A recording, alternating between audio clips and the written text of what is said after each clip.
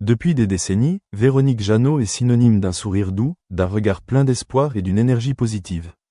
L'actrice et chanteuse française est née le 7 mai 1957 à Annecy et a toujours été aimée du public pour sa beauté douce, son talent et son bon cœur.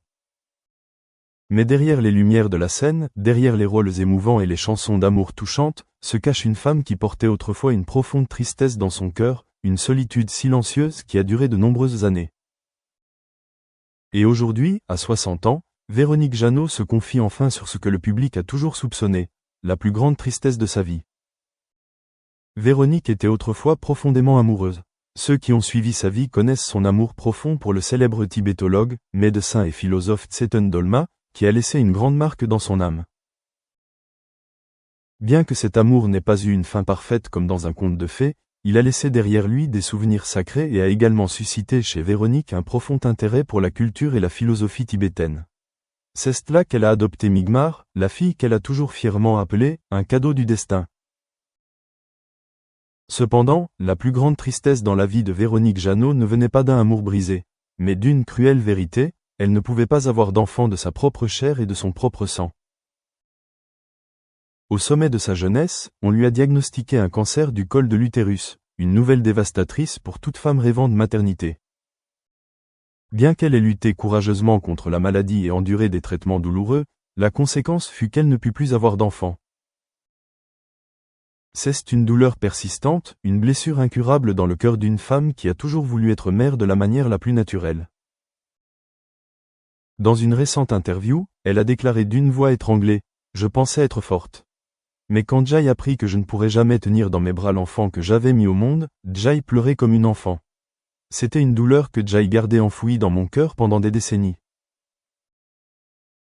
Adopter Migmar du Tibet n'était donc pas seulement une décision humanitaire, mais aussi un acte de guérison. Véronique a toujours insisté sur le fait que Migmar ne remplace pas ce que Jai perdu. Elle est la lumière, le miracle que la vie m'a envoyé. Cependant, son chemin vers la maternité n'a pas été facile. Les barrières juridiques, culturelles et même sociales l'ont souvent poussée au désespoir.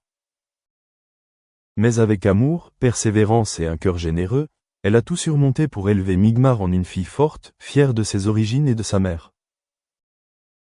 En ce qui concerne l'amour et le mariage, Véronique Jeannot n'a jamais été officiellement mariée, et cela a été un sujet de discussion dans les médias français. Certains pensent qu'elle est trop indépendante, d'autres disent qu'elle a peur d'être blessée, mais elle-même partage. J'aimais profondément, j'espérais un foyer, mais j'avais aussi le cœur brisé. Après tout, je comprends que tout le monde n'est pas né pour vivre dans le mariage. Mais cela ne veut pas dire que je ne sais pas aimer. Au contraire, Jai aimait de tout mon cœur. Les hommes qui ont croisé sa vie, que la relation ait duré ou non, ont tous commenté qu'elle était une femme sincère et dévouée. C'est peut-être pour cela qu'ils ont tous gardé leur respect pour elle, même lors qu'ils n'étaient plus amants. Lors d'une rare conversation, une amie proche, autrefois spéciale, pour Véronique, a déclaré « Elle a le cœur d'une artiste et d'une mère. Elle pense toujours aux autres avant de penser à elle. Mais je vois aussi de la solitude dans son regard. » La santé de Véronique est stable maintenant, mais l'âge apporte des limites qu'elle ne peut nier. Elle a partagé qu'elle ralentissait, passant plus de temps à écrire, à méditer et à s'occuper du petit jardin où elle et Migmar s'assoient souvent pendant des heures pour discuter. Elle continue de se produire et de chanter, mais tout n'est plus pour une carrière, mais pour la joie et la gratitude de la vie. Sa famille, et en particulier Migmar, est son plus grand soutien. Sa fille l'accompagne toujours dans ses activités caritatives, notamment pour aider les enfants tibétains et les organisations médicales de prévention du cancer. Dans un rare moment où elle parlait de sa mère, Migmar a déclaré avec émotion « Ma mère est la femme la plus forte que j'ai jamais connue. Elle n'avait pas besoin de me donner naissance pour être la meilleure mère possible. » Maintenant que la tristesse est peu à peu passée au second plan, Véronique Jeannot n'est plus la femme au visage silencieux derrière les projecteurs. Elle est un symbole de force, de guérison, de foi en l'amour et au miracle. Et surtout, elle est la preuve que, quelle que soit l'ampleur de la perte, le cœur peut être ravivé s'il est éclairé par l'amour et la tolérance. Pourtant, à côté des lueurs d'espoir, Véronique Jeannot continue de faire face à des bouleversements dans sa vie personnelle. Il y avait des nuits où elle se réveillait encore en sursaut, non pas à cause de douleurs physiques, mais parce que les souvenirs affluaient comme des vagues déferlantes. La mort de ses parents, Paul et Colette Jeannot, fut l'une des pertes qui la laissèrent dévastée pendant longtemps. Ils furent son premier et dernier soutien durant son enfance, et la source d'encouragement pour sa carrière artistique. Lorsqu'elle les a perdus, elle a eu l'impression de perdre une partie fondamentale d'elle-même. Personne ne vit plus de 6 décennies sans trébucher une seule fois. Véronique aussi, elle a échoué dans plusieurs projets musicaux importants, a été critiquée pour s'être aventurée dans des sujets spirituels et s'est montrée sceptique lorsqu'elle parlait de ses expériences de guérison par des méthodes non traditionnelles. Certains pensent qu'elle est trop rêveuse et différente, mais ce sont ces expériences qui l'ont rapprochée de la vérité de la vie. Deputy Editor at THE. And during this session, we will discuss closing the skills gap in the MENA region, the path to more employable graduates with digital learning. We're joined today by a panel of experts and decision makers from MENA's higher education sector. So I would like to introduce Mehdi Elmoudan, Head of Digital Resources and Professor of English at École Centrale Casablanca, and Samar Farah, Skills Transformation Consultant at Coursera. Thank you to our panel for speaking with us today.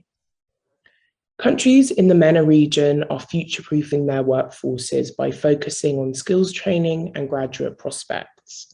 By making use of digital learning tools, higher education institutions are delivering quality teaching that prioritizes employability, sustainability, and entrepreneurship. So I'd like to begin today's discussion by asking about the current challenges that hinder student employability in the MENA region. Samar, could you tell us a little bit about the trends that you're seeing in terms of challenges and what that might mean for student employability moving forward? Sure, thank you, and thanks for having me. We're seeing a number of, I'd say, concerning trends when it comes to young people in the Arab world and their ability to access employment or launch their own businesses or transition successfully into the workplace. There's a few trends that I would like to highlight and statistics that I think are a reflection of the complexities and the challenges that we're facing in the region.